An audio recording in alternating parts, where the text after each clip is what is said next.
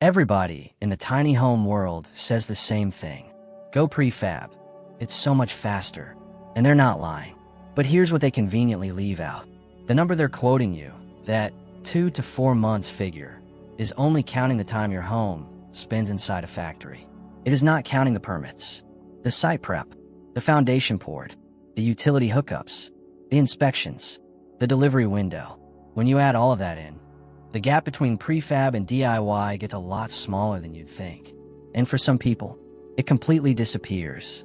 So today, we're going to do something almost nobody in this space does. We're going to give you the full, honest, side-by-side time breakdown. Every phase, every delay, no cherry picking. Before we get into the numbers, if this channel has ever saved you time, money, or a bad decision, hit subscribe and turn on notifications.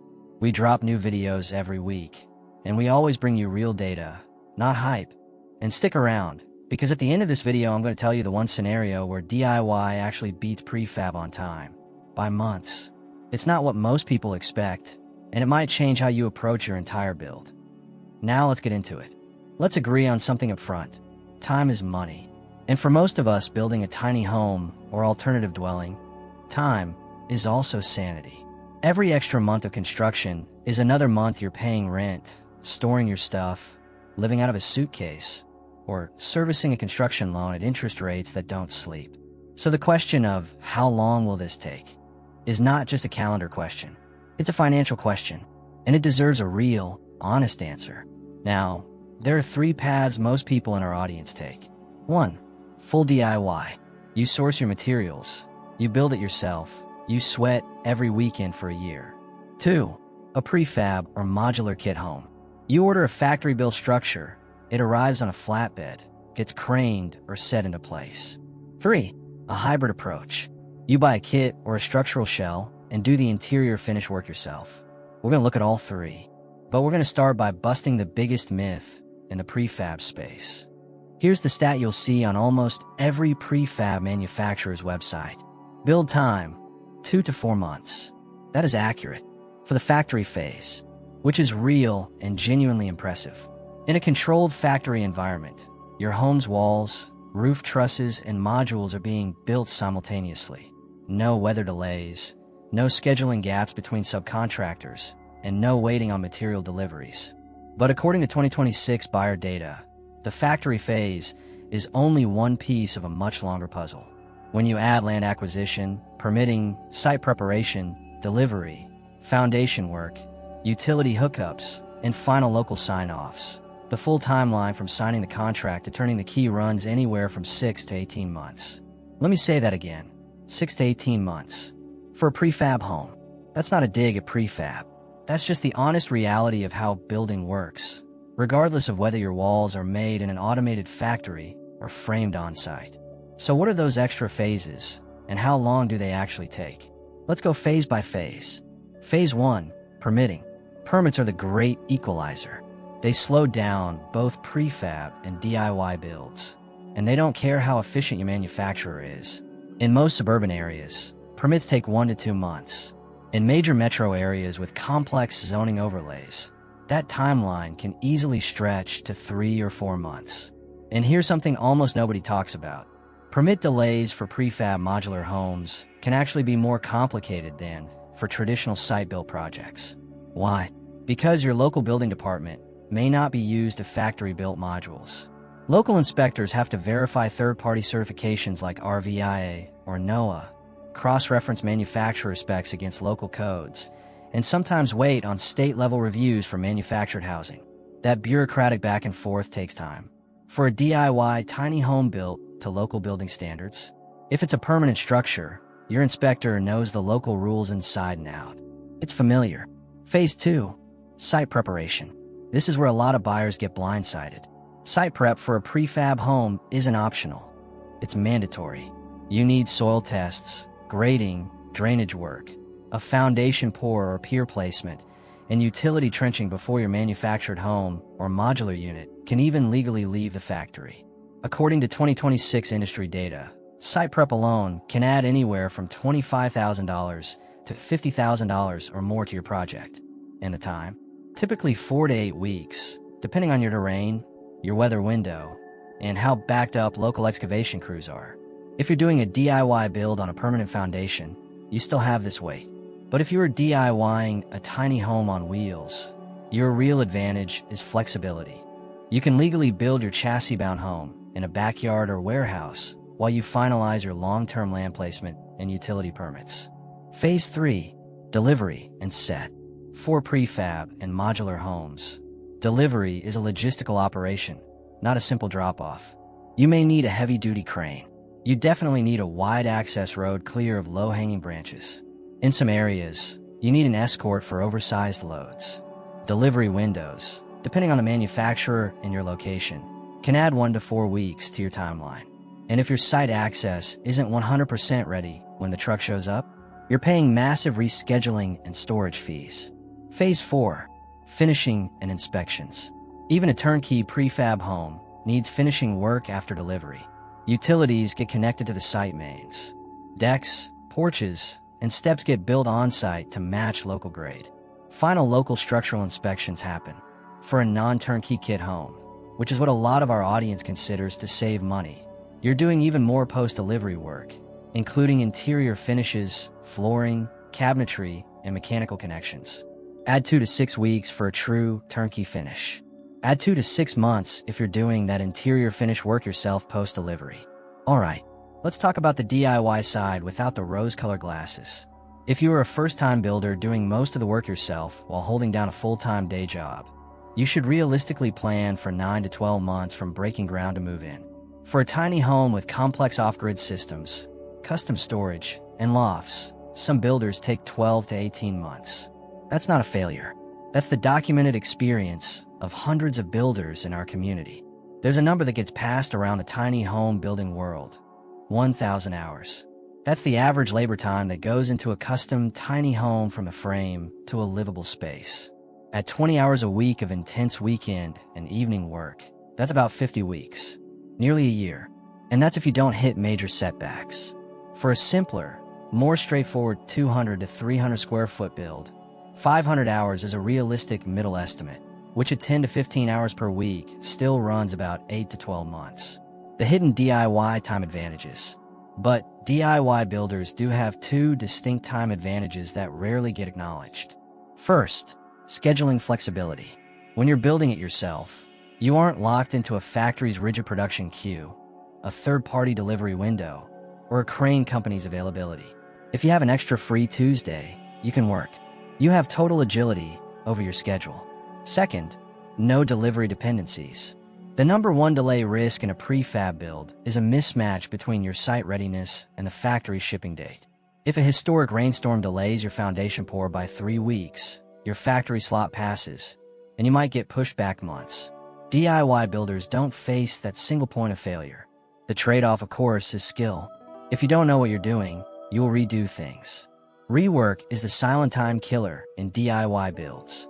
Framing mistakes, plumbing rough-in errors, insulation that fails inspection. These can easily add weeks to your timeline.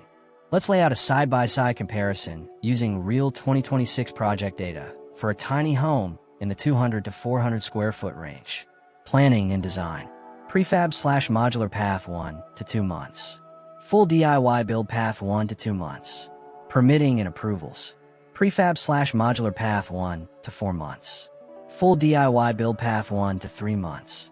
Site prep and foundation. Prefab/modular path 1 to 2 months. Full DIY build path 1 to 2 months. Permanent or concurrent with build, THOW. Active structure build. Prefab/modular path 2 to 4 months. Factory. Full DIY build path 6 to 12 months.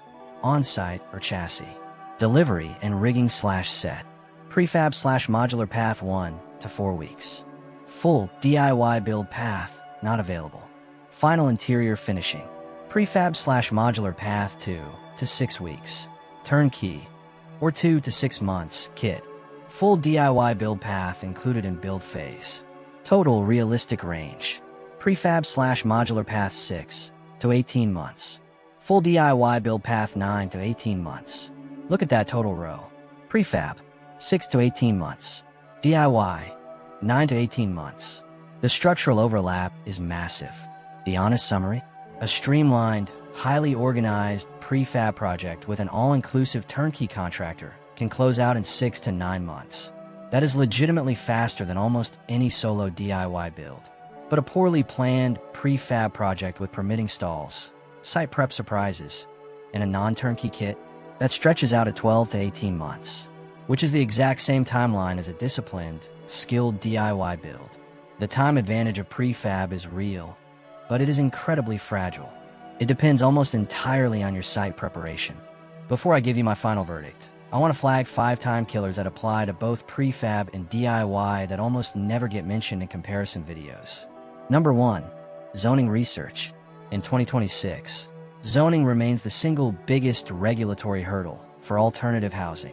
Before you buy land, before you order a kit, before you spend $1, confirm your local zoning allows your specific structure type. Getting this wrong can cost you months. We have a full video on land buying red flags that covers this. Link in the description. Number 2. Utility connections. Whether you're prefab or DIY, connecting to grid power, water, and sewer, or setting up off-grid systems takes longer than almost anyone budgets for. Utility company scheduling alone can run 4 to 8 weeks in many rural counties. Number 3. Permit resubmissions. Around 30 to 40% of first-time builders face at least one permit correction or resubmission. Each round adds 2 to 6 weeks. Having a professional review your plans before submission is one of the highest ROI investments you can make in your timeline. Number 4. Material lead times. Right now in 2026, supply chain pressure on specialty items, mini-split HVAC units, Leaf APO 4 solar battery systems, or custom impact windows, can still run 4 to 12 weeks. If you're DIYing and you haven't ordered your mechanical systems early, your build will stall out waiting for parts. Number 5. Decision fatigue. This sounds soft, but it's real. DIY builders who haven't locked in their floor plan, their finishes, and their systems before they start lose enormous amounts of time to mid-build redesigns. Prefab buyers who keep changing customization options after they've signed a contract face massive delay, fees, and production holds. Make your decisions before you break ground. Okay, I promised you at the beginning that I'd tell you the one scenario where DIY actually beats prefab on time. Here it is. If you're building a simple, sub 300 square foot tiny home on wheels, or an accessory dwelling unit in a highly progressive jurisdiction, a skilled DIYer can hit move in 6 to 9 months. Take Virginia, for example. The State Senate Bill 531 is a landmark piece of legislation that will legalize ADUs by right across the state and cap permit fees at $500. That is a massive deal. But here's the thing. That law doesn't officially take effect until July 1st, 2027.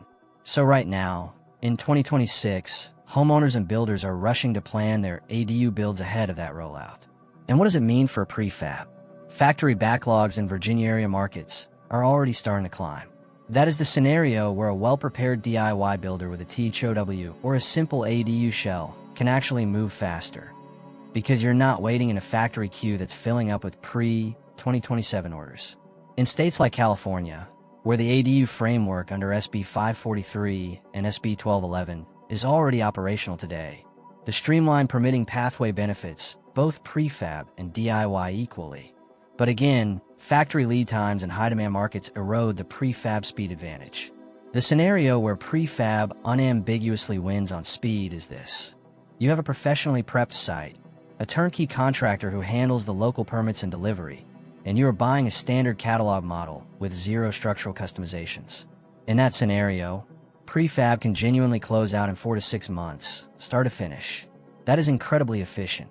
But if you're coordinating the earthwork yourself, doing your own interior finish work, and managing your own local permits, prefab gives you a faster factory phase. It does not guarantee a faster total timeline. The bottom line, prefab wins on speed when everything is aligned and professional. DIY wins on schedule flexibility when you're well prepared and skilled. The worst outcomes, 18+ month builds, happen on both paths when people underestimate the phases that happen outside the factory walls. Now I want to hear from you. Are you learning prefab, full DIY, or the hybrid approach? Drop in the comments. Tell me where you are in your build journey and what the biggest time challenge has been. I read every one. If this gives you a clearer picture, share it with someone who's in the planning phase. Honest information is the best favor you can do for someone about to make a six-figure decision. And if you want to go deeper on any of these phases, we have videos on zoning red flags, off-grid system timelines, and tiny home permitting across multiple states. I'll link the best ones below. I'll see you in the next one.